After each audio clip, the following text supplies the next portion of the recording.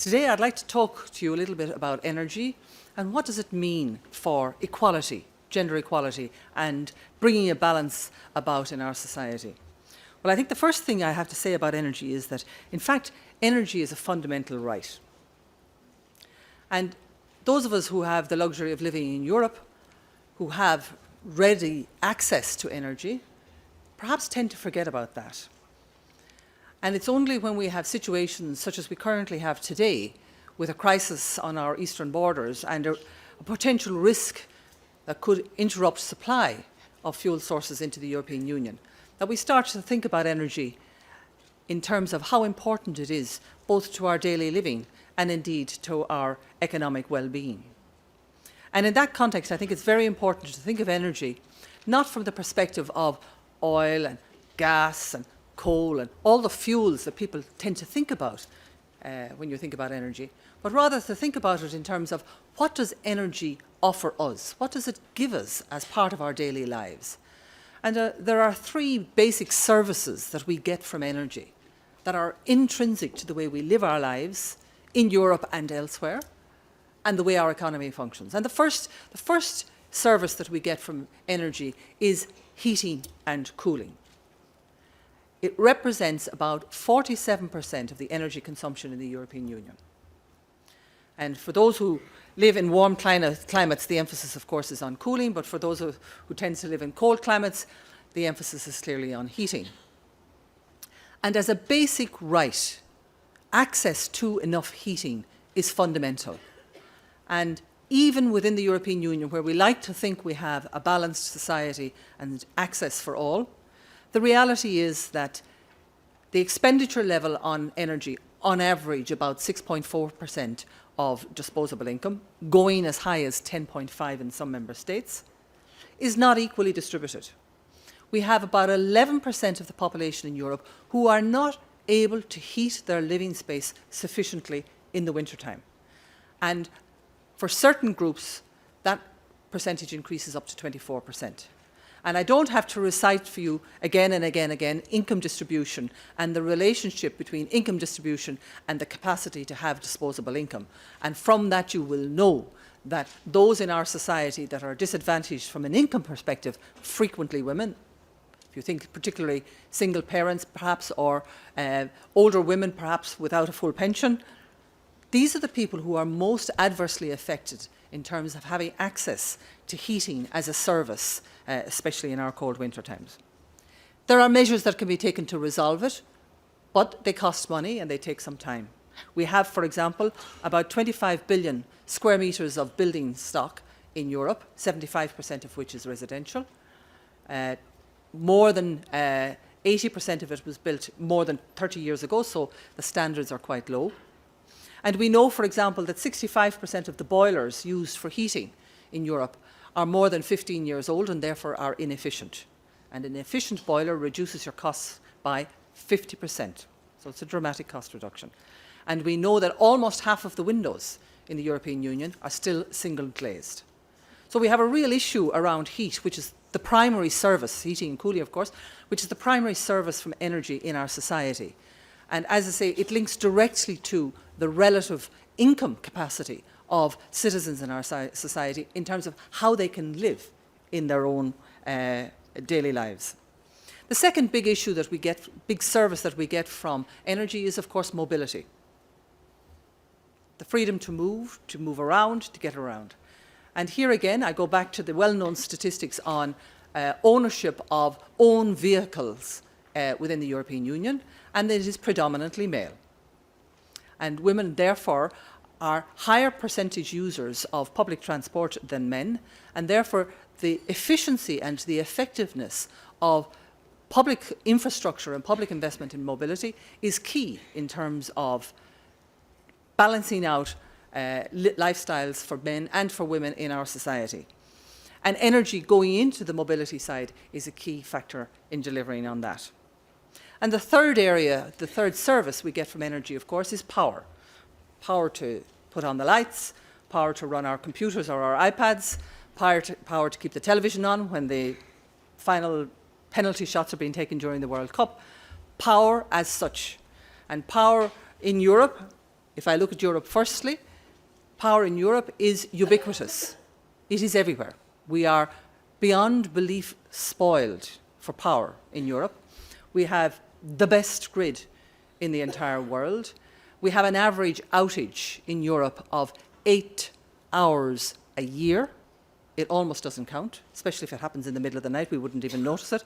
So we effectively have 100% access to power in Europe. And this of itself, though, brings challenge for Europe, and I want to talk about outside Europe as well. Within Europe, it brings challenges in terms of affordability. Can we afford the power that we use? And one of the issues that's really problematic in terms of being able to afford power in Europe is knowing how much we consume. How many people can tell me how much power they used in their own residence last month in euros? I wouldn't think so. It would be a miracle if you could tell me. How many people can tell me how much, even on an average in a year, you use on your power? You don't know, because you don't get the information. In Europe, we get our bills perhaps every 3 months, and we are constantly working in arrears on that. And secondly, even though we have some active consumers in Europe, we're not as active as we should be, because we have the power in a competitive, liberalised energy market to switch suppliers for a better deal. And yet, less than 60% of people have actually switched suppliers in the energy market for a better deal. So all of this, I think, brings me to the situation where, for me, gender equality in the energy sector comes from empowering both men and women as consumers, because it is as consumers that you will get equality in this business. It is as consumers that you will get a better deal, and it is as consumers that you will get the services that you want. And frequently, more often than not, it is women who are in charge of that aspect of the bill. So this is a huge power that is vested in the hands of women in the European Union, but it's not being used. So I suppose today one of my first messages is a call for women as consumers in the European Union to use your power in the energy area, because you are the ones that can influence how the trend can change and how the policies can change. Now, of course, we shouldn't forget, because we are looking at this from a global dimension, that availability of energy, whilst it's ubiquitous in the European Union, is not ubiquitous elsewhere in the world. There are so many parts of the world where citizens don't have access to power, don't have access, for example, to electricity. And for them, we tend to think in Europe of the 3 services as heating and cooling first, mobility second, power third. Perhaps if you happen to live in these other parts of the world, your first criteria would be power, because from power you get the possibility to support health in terms of heating, cooking, cleaning, clean water, sterilisation as the case may be, keeping your environment clean and healthy. It also gives you the power to keep the lights on, and that's a direct support to educational possibilities for families who at the moment don't have that access. And of course, it also supports enterprise. Even if it's small-scale enterprise, it's very important to have access to power in order to be able to support entrepreneurial activity. Of course, issues of security of supply and sustainability, which are other concerns that we have as well in the energy space, apply in this context as well. But sometimes, one of the priority tends to move to the top. So what needs to be done in this context? Well, I suppose the main issue really to think about is about our energy system and the design of the energy system. And in Europe, we are going through a transition. Some have even said a revolution. Perhaps that's a little exaggerated, but it's certainly a transition. In Europe, we have historically built very large power stations, coal, gas, whatever the case may be, relatively close to centres of population. And then for outlying districts, you have pylons and cables going off into the wild blue yonder. That model is no longer valid. That model is currently breaking up and will be replaced with a new model. And the new model will be a combination of centralized generation and decentralized generation. And this is possible because of the technological developments that have occurred in the last 20 years. Because we have been able to bring on stream new renewable energy technologies, which by their nature are small scale. Even the largest wind turbine that you can see out there is at most 7 megawatts. It's quite small on the scale of things.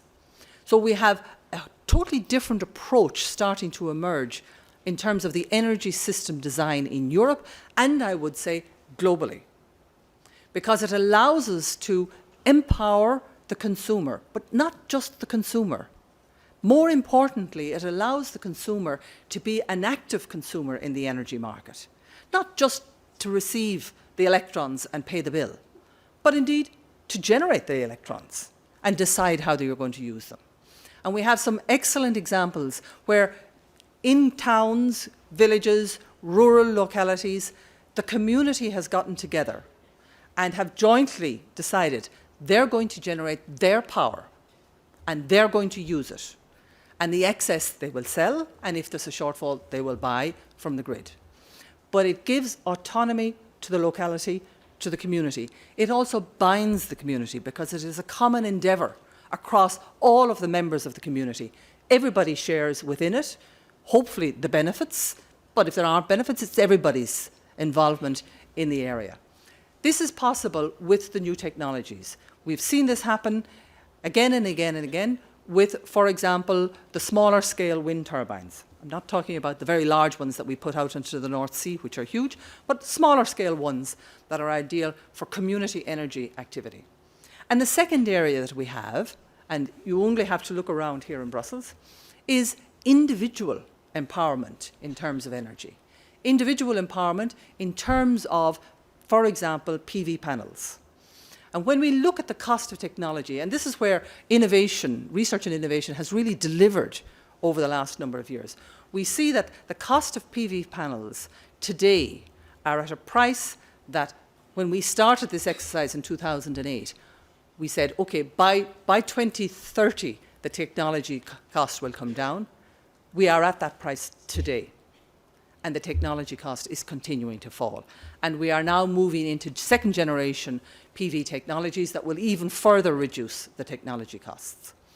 Today, in many parts of Europe, PV is as competitive as any other generation system. It is what we call plug parity, which means that you can generate the power at your plug for the same price as you would buy it from the grid. This is dramatic as a change in the energy system. And this puts the power back in the hands of the consumer. And as I said before, women are consumers in the energy market, as indeed they are in all markets. So the combination of women as consumers and women as active consumers is what will ultimately change the energy system in Europe, but it will change the energy system across the world as well. It has to be supported with policy developments. It has to be supported with advocates who will push it. Because, of course, any change or transition, or indeed, as I say, even a revolution of that kind, is bound to upset some people, because it's a change. So you will always have some people who will not want to see the change, who will wish to see it slow down. So the role, the advocacy role of women in this change is absolutely essential in terms of getting the message across, in terms of ensuring that the policies that are adopted are ones that will empower the consumer and allow the consumer to be active. And in that context, I think the analogy I would draw is a lot of the work that we have done across the world, but also in Europe, in terms of empowering women in entrepreneurship, where you have the microfinance facility in place. It's allowed women in a small scale to become active. This is an area where we need to think small. It's lots of little pieces, but when you put all the little pieces together, it makes a big difference. So in that context, I would basically conclude today by saying women are at the centre of our consumer market. Use your power as consumers to make a difference. But don't stop there. Become active consumers and use your power in your community and in your own residence, as the case may be, to become an active part of the energy system. And on that basis, become active in the policy determination.